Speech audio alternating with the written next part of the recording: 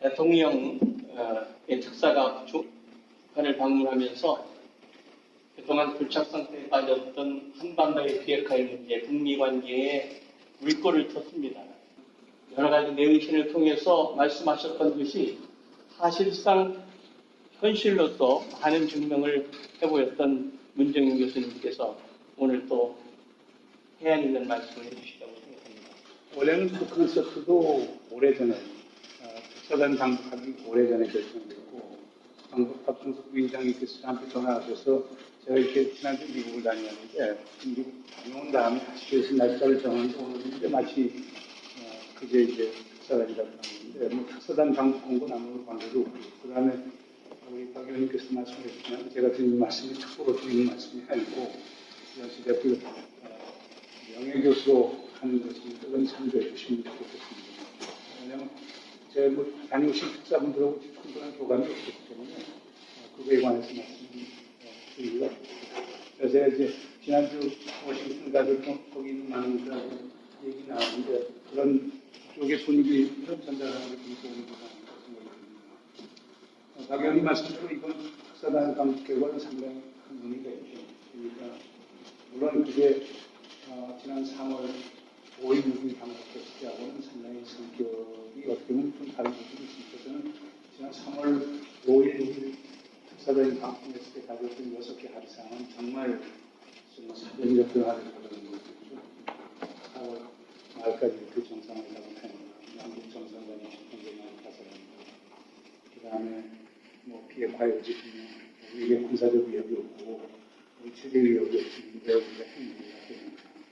비핵화는 선제의 위기다라는 그런 말씀 위원장도 했고 네 번째로는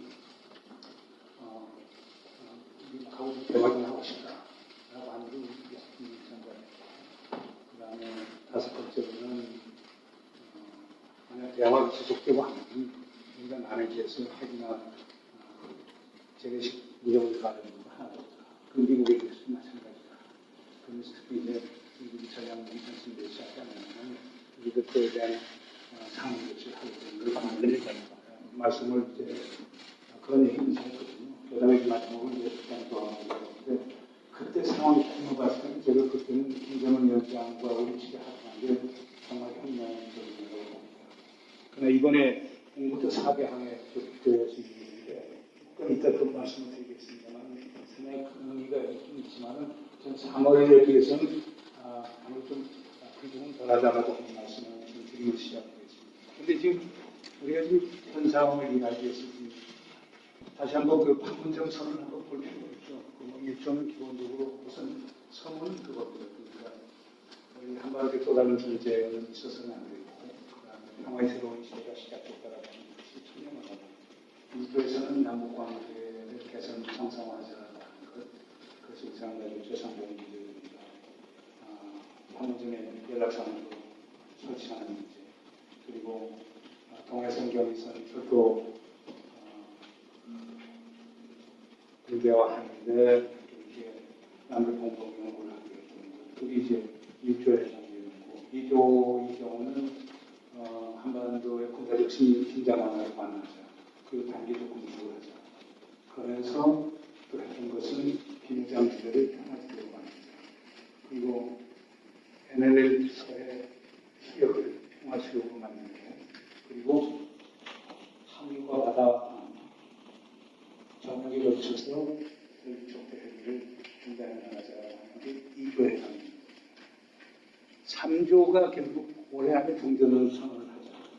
그리고 종전선을 있는 다음에 또 평화협정 또는 조약, 3자 또는 4자가 평화조약이나 협정을 추동해 나가고, 그리고 한국적인 통화체를 만들어 나가자고 하는 게 3조의 1항에 해당되는 거고, 2항에 해당되는 게 바로 수정상은 완전한 비핵화를 통해서 핵무기 없는 한반도를 만드는 공동의 목표에 대해서 합의해야 된다는 걸 분명했거든요. 그리고 그 과정에서 남과 북은 각자의 역할과 책임을 다하고, 그리고 국제 공조를 한다고 하는 게 3조입니다.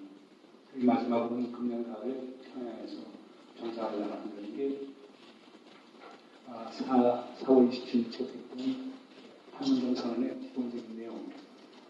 그 다음에 이제 그게 우여곡절 끝에 6월 16일 싱가포르 북미정상회담이 열렸습니다. 싱가포르 북미정상회담도 판문점선언 상당히 맥이 같습니다. 일조에서는 미국과 북한이 새로운 관계를 시작한다는 걸 분명히 나왔습니다.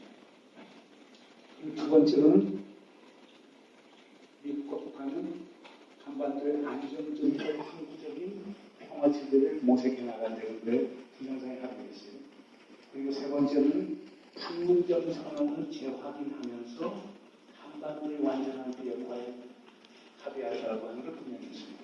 그리고 마지막으로는 이번 유엔 발표이 송환 대지 한국의 부분은 사조로 되어 있습니다. 그래서 여기서 보면 이 두 선언이 갖고 있는 특징이라고 하는 건 시작을 어디서 시작하냐? 새로운 관계, 남북 관계, 북미 관계를 새롭게 정상화시킨다라고 하는데 방점이 주어져요.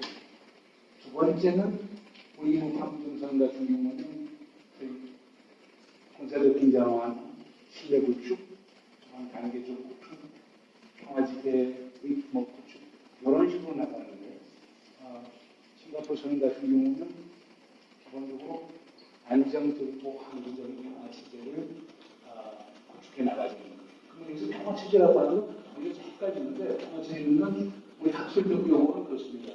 평화를 만들고 유지해 나가기 위한 일련의 원칙과 규범과 규칙과 절차를 통칭해서 평화체제라고 얘기합니다.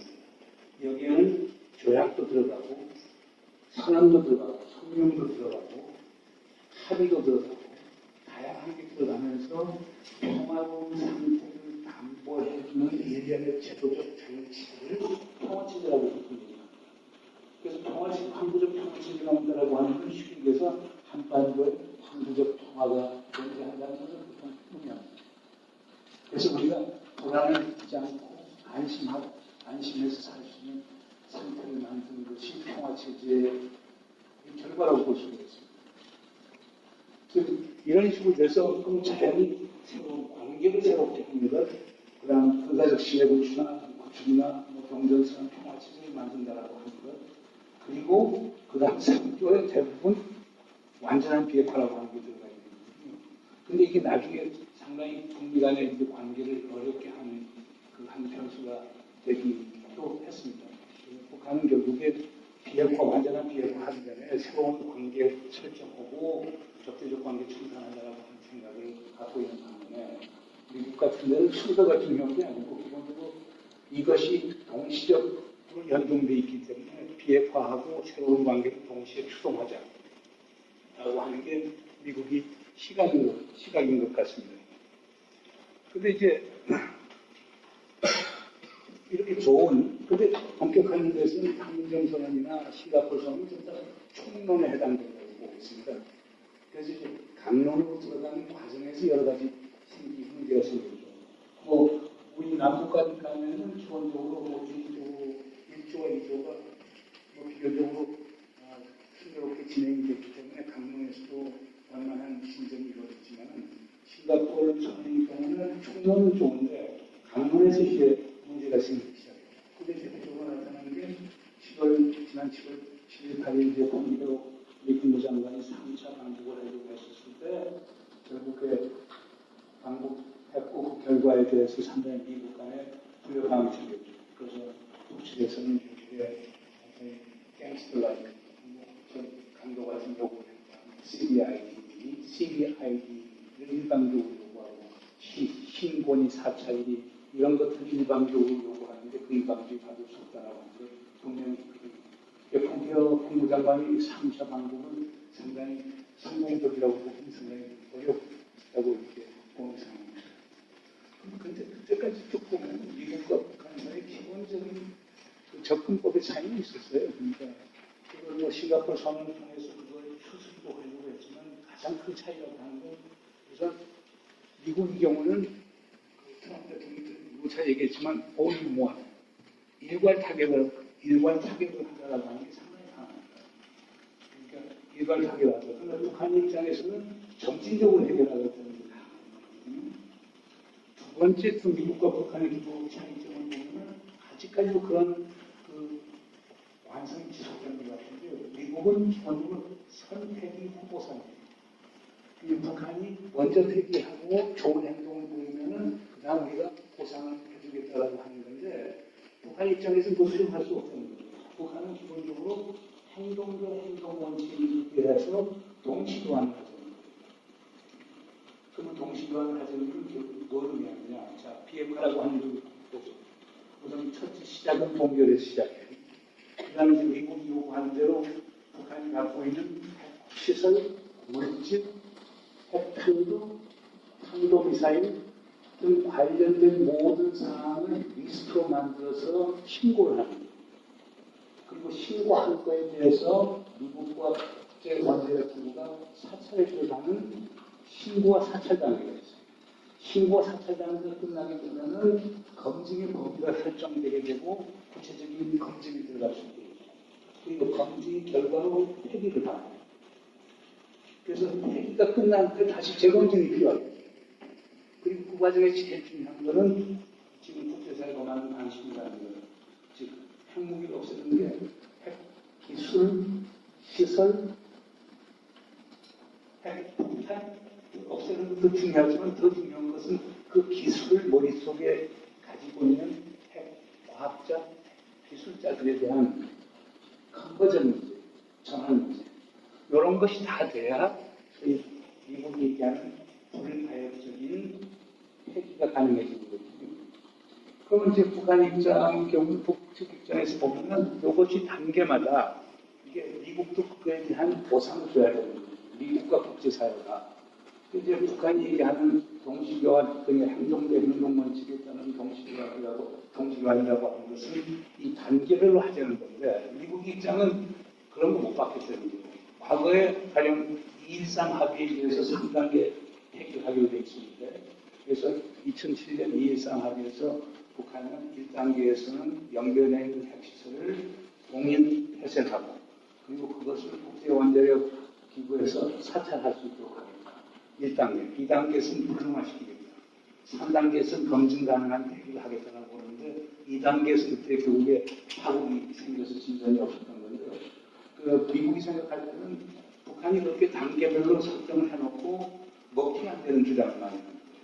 그래서 그걸 살라미 전술이라고 보통 미국에서 얘기하는데 단계별로 해서 북이 받을 건 받고 그 다음에는 더 이상 협력하거나 호응해오지 않으면서 한이 깨진다. 그래서 못하게 된다. 그런 이유 때문에 일괄 타결을 하겠다라고 하는 건데 그러니까 현실적으로 문제는 이 두 번째. 그러니까 북이 먼저 아주 프로액티브하게 선제적으로 이 실질적 과정을 타면 미국에 보상해주게 되는데 북의 입장에서는 미국 믿지 못하겠다라 그러니까 동시 교환하자는 것. 이게 문제입니다. 세 번째 계속 미국과 북한 사이에 계속 문제가 됐던 것은 시간표 문제예요. 지금도 볼튼 보좌관 같은 사람은 김정은 위원장이 우리 대통령을 통해서 1년 이내 비핵화하겠다라고 약속했다라고 얘기를 하는데 또 그 다음에 폼페오 국무장관 같은 경우는 트럼프 임기까지 그러니까 2021년 1월까지는 북한이 이제 핵폐기를 해결했다 이런 얘기를 했는데 북한 입장에서는 그거에 대해서 분명한 커미트먼트를 해주지 않은 걸로 알고 있습니다. 그래서 시간표라고 하는 게 열린 시간표고 미국 같은 경우는 상당히 프리한 그런 시간표를 제시하기 때문에 거기에서 차이점이 있다라고 하는 게 일반적인 거거든요. 거기에 또 더 나오는 얘기는 미국은 프론트 로딩 그러니까 북이 갖고 있는 핵물질 특히 핵탄두 같은 것을 선제적으로 20개, 30개 또는 전부를 단출해서 폐기하는 그런 요구를 미국에 했다는 얘기가 나오고 있어요. 북에서는 그걸 받지 않았다고 하는데 만약에 이게 짧은 시간 앞으로 우리가 할 거 2년 반 된 시간 내에 비핵화를 한다라고 하면은 결국 그런 식의 프론트 로딩과 같은 형식의 선제적인 핵 무기의 폐기 같은 것을 북에서 고려해야 그 시간표를 맞출 수 있지 않을까 이렇게 생각이 들기도 합니다. 그래서 이런 세 가지 큰 차이가 있는데 그 과정에서 이런 게 있는 것 같아요. 북한은 우리 심리학 용어로 relative deprivation이라는 상대적 반탈감이 있는 것 같아요. 그건 무슨 얘기냐면 북은 풍계리 핵실험장 폐기했다. 이번에 특사단 갔을 때 3분의 1 이상 폐기했기 때문에 사용 불가하다라고 하는 걸 김정은 위원장이 얘기하지 않습니까? 그거 했고, 그 다음 동창리 미사일 엔진 시설도 전 북한에 하나밖에 없는데 그거 완전히 폐기했다. 그 다음에 발사대도 상당히 폐기했다. 미군 유해도 55부치 넘겼다. 그것은 자기들이 상당히 많은 성의를 보였는데 그에 대한 대가가 없지 않느냐.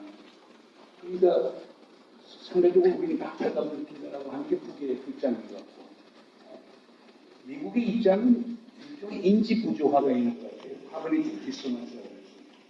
미국 입장은 기본적으로 트럼프 대통령하고 김정은 위원장이 싱가포르에서 만났다. 이건 미국 외교사에 유례가 없는 거다. 그 정도 미국에서 대접을 해줬으면 북한이 거의 상응하니 가시적 조치를 좀 해야 되는 것 아니냐. 그럼 이제 북의 입장에서 우리 하지 않느냐. 그럼 거기서 또 차이점이 있어요. 그러니까 지금 북한이 했던 풍계리 동창리 건은 앞으로 있어요. 미래의 핵 활동에 대한 현재적 공격을 의미하는 거라고 미국에서는 보는데. 그러니까 미래 핵에 대한 현재적 공격이기 때문에 그것은 동결의 연장선상에 있다고 봅니다. 그래서 미국이 원하는 것은, 우리가 원하는 것은 현재 미국, 북한이 갖고 있는 핵시설, 핵물질, 핵탄두, 탄도미사일, 이거에 대한 구체적이고 가시적인 회기가 시작돼야 된다고 봅니다. 그러니까 북한은 미래의 특정을 맞춘다고 해서 미국은 현재의 핵과 미사일 문제에 초점을 맞춘다고 하는데도 미국 간에 상당히 큰 차이가 있는 것 아닌가 하는 그런 인상을 저는 가진 바 있습니다. 그러나 현재 지금 가장 거착 상태가 된 것은 다른 게 아니죠. 지금 미국 입장은 오케이, 판문점 선언에서 그렇게 약속을 했으니까 자, 지금 북이 동결하고 있는 걸 인정한다. 그럼 동결단에 하는 게 신고와 사찰이다. 신고와 사찰하라. 아마 동표 장관이 7월 초에 방문을 했을 때도 신고 사찰을 아마 강력하게 요구했던 걸로 얘기합니다. 근데 북에서는 답을 하지 않는 거거든요. 그래서 북에서 얘기하는 건 종전선언을 먼저 하자. 종전선언을 먼저 해서 관계가 개선되고 북미 간의 신뢰가 있었을 때 신고 사찰을 하자. 그래서 양자가 평행선을 상당히 떠왔어요.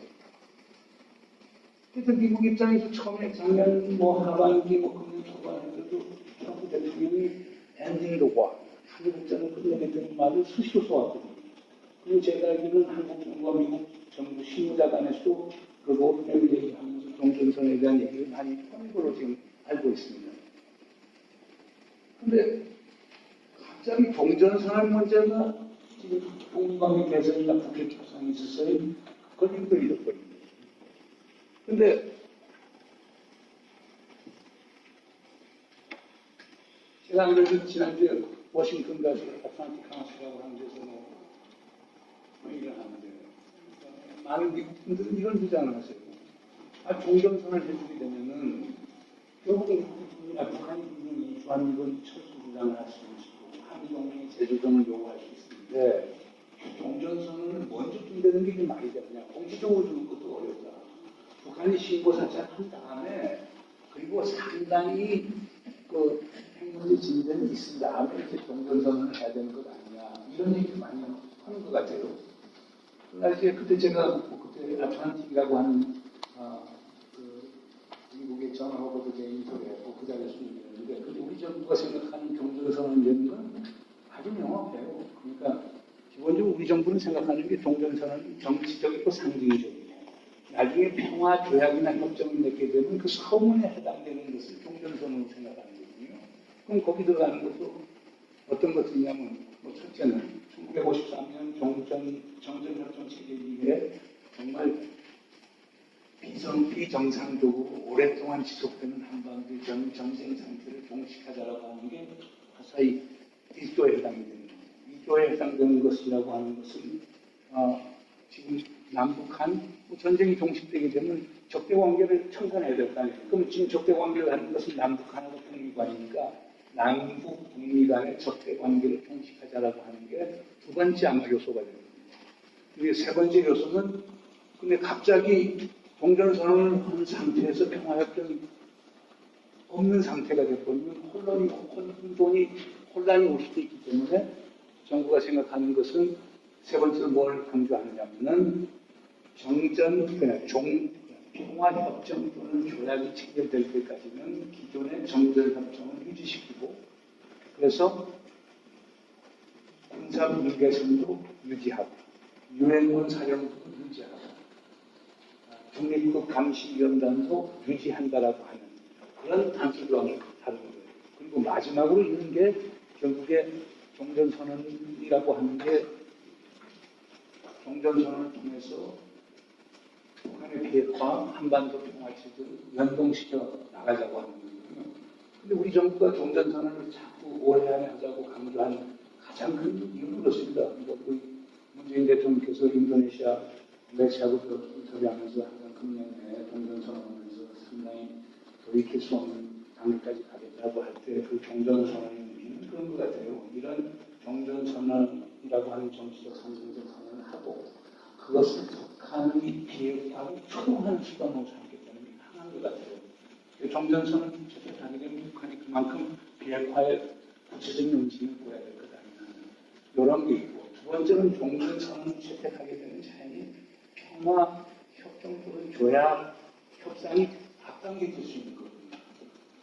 그럼 그런 소리 한반도의 평화를 상당히 바람직한 거니까 그걸 앞당기려고 하는 의도가 분명히 있는 것 같아서 그런 점에서 이제 얘기를 했던 거고 그래서 그 3자 또는 4자에다가 최근 정부 입장은 아마 사자로 가는 것을 남북미 중 사자로 가는 것으로 생각하는 모양인데 저 개인적으로는 사실상 9월 유엔 총회 때 9월만 정도에서 사자 정상이 유엔에서 만나서 종전선언에 서명했을 상당히 바람직했다라고 생각이 되는데 어제 정영 특사께서 하신 말씀은 북쪽에서는 그게 현실적으로 어렵다. 9월 말까지 종전선언을 진행하는 어떤 가능을 해왔다고 해서 어려운 것으로 어제 예측이 된다면 그런 정상들이 그런 시기에서 그런 상황을 만들어주면 여러모로 도움이 될 것 아닌가 생각이 됩니다. 그래서 제가 볼 때 지금 북에서도 제 입장을 분명히 밝혔기 때문에 미국에서 종전선언을 이유로 해서 북한하고 협상하는 것을 연기하거나 회피하기 상당히 어려울 것 같아요. 왜냐하면 북에서 김정은 위원장 스스로가 종전선언과 주한미군 철수는 관계가 없다. 한미동맹도 관계가 없다. 그럼 완전히 별개일 거라고 하는 거기 때문에 제가 볼 때는 종전선언은 미국에서 추진해 나가는 데 큰 걸림돌은 없다고 보고 이제 만약 미국이 그렇게 해서 종전선언을 채택하게 되면은 이제 북한이 정말 친구와 살살하느냐는 거죠. 근데 여기에 보면요, 제가 미국 갔을 때 북한하고 협상을 오래 했던 상당히 고위직 인사하고 얘기 나왔는데 그건 상당히 재미있는 얘기를 하더라고요. 북한과 미국 사이에 신뢰가 쌓이지 않는 한은 신고라고 하는 것은 사실 의미가 없다. 이유는 뭐냐면, 자, 북한이 신고를 한다 이거예요. 자, 우리는 플루토늄 60kg 갖고 있고, 고농축우라늄 10kg 갖고 있고, 이건 다 예를 들면 가설적인 거죠. 그 다음에 핵탄두, 사실 30개 갖고 있다. 이렇게 신고를 하면 미국에서 당장 반발할 거예요. 우리가 추정하는 건 너 핵탄두 65개고, 그 다음에 고농축우라늄도 최소한 30kg 이상 되고, 그 다음에 플루토늄도 우리 알기는 80kg 훨씬 넘는 걸로 알고 있다. 그럼 처음부터 싸움이 일어나기 시작합니다. 그리고 북한 입장에서는 신뢰가 없으면 북한 입장에서는 해징을 하게 가능성이 많거든요. 그래서 그 양반 실명 공개하지 않겠습니다. 그 양반 얘기가 휘팅과 해징이라고 하는 건 동해안장 차이예요. 그러니까 북한의 경우는 미국을 믿지 못하면 항상 해징, 위험 분산 전략을 합니다. 근데 미국에서 볼 때는 그게 휘팅이 되는 거예요. 그래서 신뢰가 쌓이지 않으면 휘팅과 해징 사이의 간극을 좁힐 수가 없거든요. 그렇기 때문에 미국과 북한 사이에 충분한 신뢰가 쌓인 가운데서 신고 사찰 검증이 되는 게 들어가야지, 그렇지 않은 상태에서 서로 아주 사소한 것 같고 싸움 붙으면서 파국을 맞을 가능성이 상당히 높다고 보는 거거든요. 그래서 그런 걸 이제 참고로 봐야 될 것 같은데요. 그럼 이제 그래서 그런 점에서 지금 얘기하는 종전선언 대 신고사찰 동시교환이라고 하는 거예요. 우리 정부 입장 동시교환이에요. 이거는 북은 동시교환을 받은 것 같아요. 이제 미국만 동시교환을 받는 데면은 결국에 종전선언과 신고사찰이라고 하는 게 동시에 이루어질 수 있다고 보는데, 거기에 있는 기술적인 문제점들이 제가 아는 미국 친구분이 얘기한 그런 데 문제점이 있을 수 있다는 거죠. 그럼 이제 결론적으로 시간이 이제 30분 다 됐기 때문에 결론적으로 말씀드리면은 향후 전망을 어떻게 하는가. 제가 볼 때 어떤 문제점이 있느냐라고 하는 건데, 우선 제일 큰 문제는 완전한 비핵화가 2020년 1월까지 이루어질까. 그럼 여기서 이제 또 논쟁이 일어나는 건 완전한 비핵화가 무엇을 의미하느냐라고 하는 논쟁이 일어나는 거예요. 그러면 요걸 하기 전에 미국과 북, 심지어 한국까지 참여해서 완전한 비핵화에 대한 합의를 이루어야 될 거예요. 그 완전한 비핵화라고 하는 건 아까도 말씀드렸습니다만, 자, 북한이 가져서 해체의 대상이 되는 핵시설, 핵무기, 핵무기, 그 다음 탄도미사일, 그 다음 다섯 번째로는 핵 지식을 가진 핵과학자와 기술자, 이 다섯 특겟을 완전히 없애는 걸 얘기하는데, 이것을 앞으로 2년 반 사이에 할 수 있겠는가. 그 다음에 이게 또 사찰과 검증의 과정을 겪어야 되잖아요. 그러니까 북한이 상당히 협조적으로 나온 데는 그것도 배제할 수 없죠. 가령 여기서 북한이 그 선제적 조치라고 해서 정말 북한이 갖고 있는 핵탄두 같은 것을 결국 화끈하게 20개, 20개, 30개, 40개 그걸 해외 반출을 통해서 폐기하거나, 국내에서 사실상 미국 유엔의 P5 안보리 상임이사국 국제원자력기구 이렇게 입회하여 그것을 폐기할 수 있다고 하면 가능할 거예요. 그러니까 큰 덩어리를 먼저 북이 아주 화끈하게 해체했을 때 2년 반이라고 하는 타임에서 가능할 수 있는데, 그렇지 않고 지금 전술적인 과정을 통해서 동결, 신고, 사찰, 검증 이 과정을 겪으면서 2년 반 내에 할 수 있느냐라고 하는 이거에 대한 이제 그 우려가 좀 있습니다. 그래서 요거는 아마 이제 한국, 미국, 북한 당국자들이 만나서 구체적으로 작업을 해야 될 건데, 이렇게 되면 이제 로드맵도 만들어야 될 것이고, 그 다음에 지금 우리가 알고 있는 그 검증주의자들이 얘기하는 그 순차들, 동결, 신고, 사찰, 검증 요 과정이 아니고, 중요 부분의 해체를 제일 동결 다음에 갖다 놓을 수도 있고, 그리고 신고는 그 다음에 올 수도 있고, 이런 파격적 조치를 통했을 때만 그게 가능하시지, 지금까지 교과서적으로 처방된 순서를 따라서는 참 2년 반 내에 완전한 비핵화가 어려울 수 있다라고 하는 생각을 제가 해봅니다. 그 다음 두 번째는 북한이 그렇게 해서 비핵화한다라고 하는 건 그에 따른 보상이 있어야 되는 거거든요. 그럼 미국이 얼마나 그에 따른 이제 보상을 해줄 수 있느냐 하는 문제죠. 그럼 보상이라고 하는 건 북한이 요구하는 건 결국은 세 가지입니다. 첫째는 정치적 보상입니다. 정치적 보상의 핵심이라고 하는 건 북한 체제를 인정해 주는 겁니다. 북한 체제를 인정한다는 것은 결국에 북한의 유엔지도 체계를 인정해 주는 거고, 북한 사회주의 경제체제를 인정해 줘야 되는 문제가 있고, 더 바람직한 것은, 더 바람직한 정치적 보장은 결국에 국교를 수교하는 겁니다. 두 번째는 군사력 보장 문제입니다. 군사력 보장 문제라고 하는 것은 지금 하고 있는 것처럼 전략 무기 전진 배치를 하지 않고, 북한이 항상 얘기하는 대로 우리 남측에 있는 미군 소유, 보유, 핵무기의 검증 가능한 길인데, 그건 남측에 미국의 핵무기는 없기 때문에 해당 사항은 안 된다고 봅니다만, 세 번째는 미국이 구두로나마 소위 재래식 군사적 위협을 북한에 가하지 않게 되는 것. 그리고 군사적 보장의 가장 핵심은 불가침 조약입니다. 불가침 조약이든 뭐 선언이든 서로 침략하지 않는다는 것을 보장을 해주는 것들이거든요. 그러니까 이런 것들, 뭐 그런 것들하고 이제 재래식 그리고 핵 위협을 북한에 가하지 않는다는 것들이 저는 군사적 보장이라고 보는데 이제 요걸 어떻게 해줄 수 있느냐. 세 번째가 경제적 보장입니다. 경제적 보장은 결국 제가 볼 때는 세 가지로 된 겁니다. 하나는 우선 북한이 비핵화의 구체적인 행보를 보이면 그에 상응하는 제재 완화 조치가 있어요. 그거 없이는 북한의 비핵화를 더 이상 기대하기 상당히 어려울 겁니다. 그러니까 제재 완화가 상당히 중요한 소위 유인책이 되어야 된다는 것이고, 두 번째는 이제 북한을 국제사회의 건설적인 정상적 일원으로 받아들여지는 겁니다. 그러려고 하면 이제 북한이 뭐 세계 IMF, 세계은행, 아시아개발은행의 회원이 되야 되겠죠.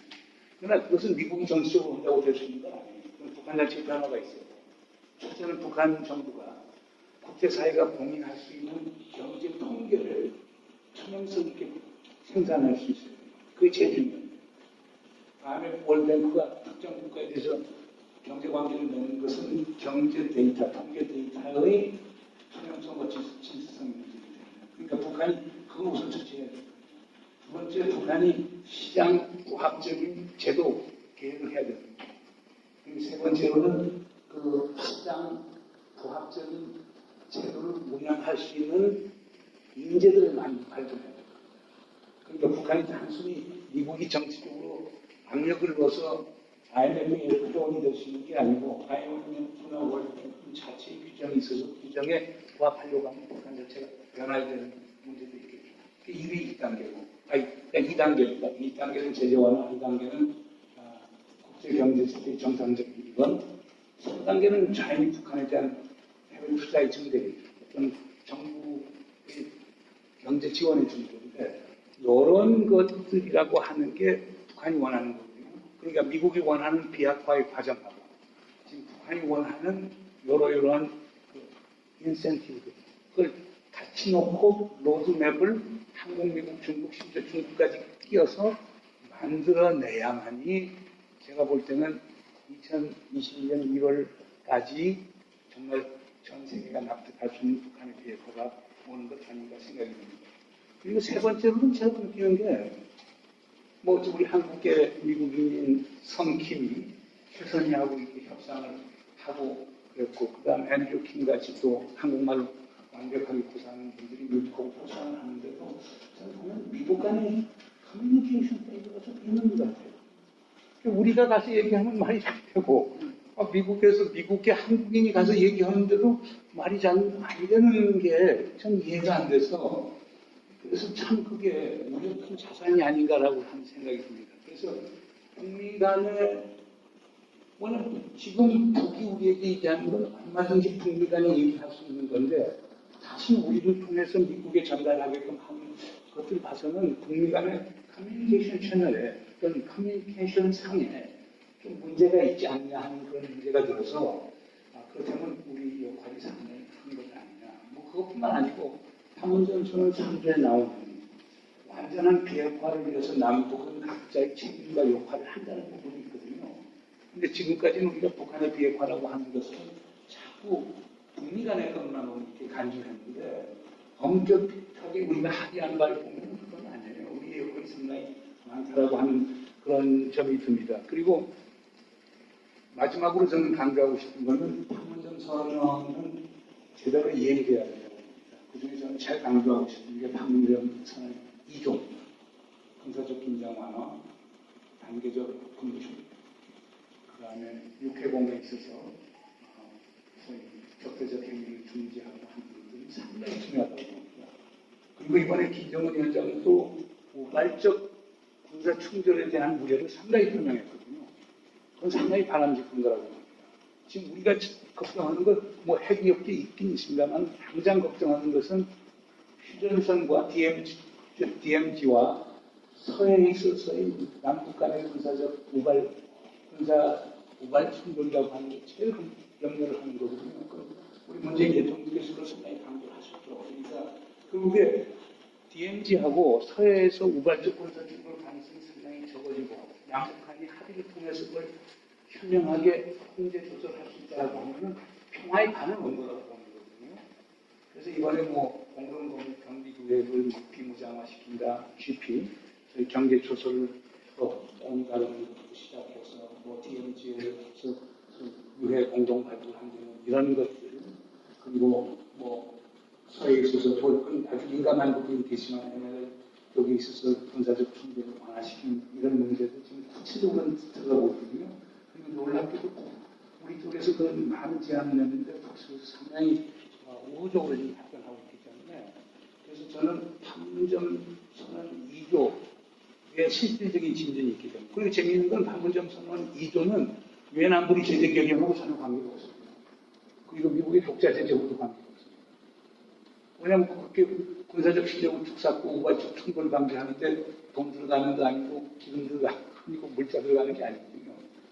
저는 그런 점에서 방금 2조가 지금처럼 잘 추동이 돼서 이런 것들이 진짜 우리가 느낀 평화를 가져오는데 공헌을 했으면 합니다. 이상 마치겠습니다. 예, 문 교수께서 시간을 잘 맞춰주셨습니다.